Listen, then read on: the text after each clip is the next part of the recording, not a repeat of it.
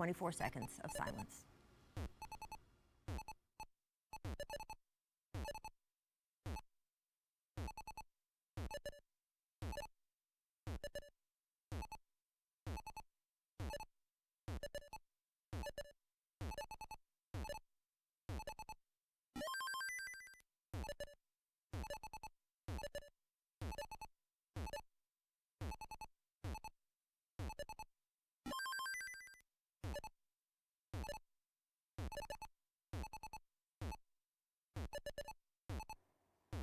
Welcome to High Noon. This is a really sad day as the world mourns the loss of Kobe Bryant, one of the greatest and most popular athletes ever. Kobe was one of 9 people killed in a helicopter crash yesterday, and his 13-year-old daughter, Gianna, was also one of the victims. And so Bo and I would like to devote today's show, all of it, to remembering and honoring the life of an athlete who touched the lives of so many of our viewers and countless others around the world. First person I ever talked to in the locker room was Kobe Bryant. He must have seen how scared I was because he invited me to speak with him. His kindness stood out to me because fear didn't seem to be something he could personally relate to. The hallmark of his career and life was fearlessness, his most Jordan-esque quality. He declared for the NBA draft at a time where perimeter players didn't make that leap. Those air balls in the '97 playoffs came because somebody had to shoot, and the kid was man enough to try. His riff with Shaquille O'Neal seemed silly, but Kobe was too confident and ambitious to pretend to be second fiddle when he'd become a leading man, to proceed as if he could not win a championship without the big man. He dared to rap as a kid from Italy at a time when Allen Iverson looked more like hip-hop, willing to battle in hotel lobbies at the first hint of a challenge. Dwight Howard once relayed a story about talking to Kobe about shooting free throws, saying how he got nervous about missing. Kobe's advice? Shoot 1,000 free throws. If you shoot 1,000 free throws, you're still going to miss some. The failure was nothing to fear. After retirement, Kobe's fearlessness remained. He poured himself into his daughter's AAU basketball team. He won an Oscar as a film producer. He became an unlikely sensei to young players looking for guidance. He was prepared for and excited about whatever came next, making it doubly tragic that there's nothing left.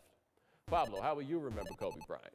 As one of the greatest characters we've ever had in sports, and we were talking about this yesterday, texting each other. We were both shook up by this in ways that were kind of jarring, and for me, I would not consider myself a fan of Kobe Bryant. I appreciated him, but I was not a stan of his, let's say that. But why do I miss him?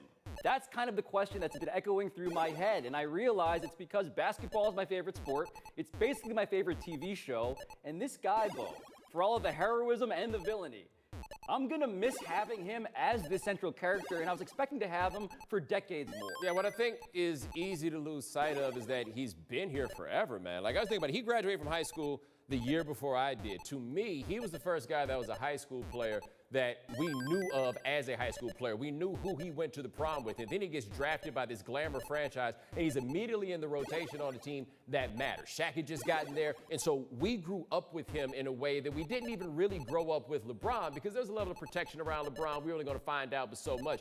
We saw warts and flaws with Kobe in a way that made it such that we went through things with him, like Lakers fans in particular. They went through ups and downs with him that most people don't go through with a superstar in general, and they normally don't do it when a guy starts off as a kid. And so what I realized in watching this was he had been such a part of my life without me even realizing it. Me as somebody who was not at all a stan in the way that you described, I realized, though, there was a central respect that I had for him for watching him over this time, because it was impossible to watch somebody go about their craft in the way they did. You may have criticized the way he did it at times, but the intensity that went with it, that was something that you couldn't knock, right?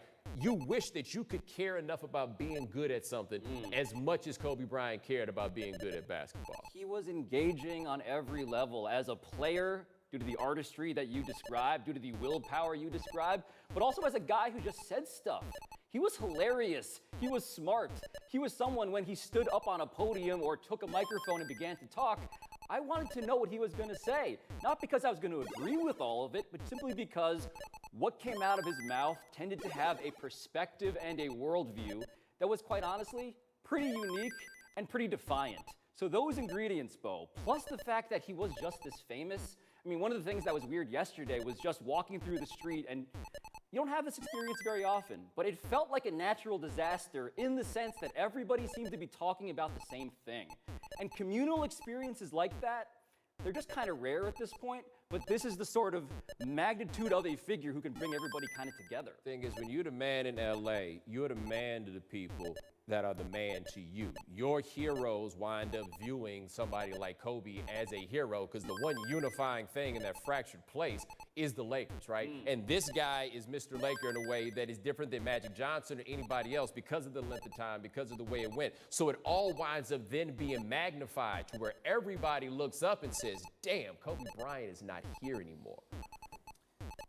It would be easier to eulogize him as a myth, by the way, because Kobe had spent his life becoming exactly that. He studied the story of Achilles, the ancient Greek warrior fated to die young but be celebrated forever. And so, while Jordan will always have one more ring, only Kobe will have an ethos. This obsessive, almost immigrant mentality of hard work at all costs that was adopted by so many athletes and non-athletes mourned their teacher yesterday. Between those 5 a.m. workouts and unrelenting jumpers and post-NBA ambitions, it's actually pretty hard to think of a human being who wasted less of the time they were given in this world. But we should think of Kobe Bryant as a human being, as hard as that is right now. To mention his flaws is not to dilute his myth. To acknowledge his sexual assault case in Colorado, for instance, is not to dishonor his greatness. It is merely to complicate it. Because I do believe they should rename Staples Center after Kobe Bryant. That is how much he meant. And just like that building, and just like the rest of us, he contained multitudes.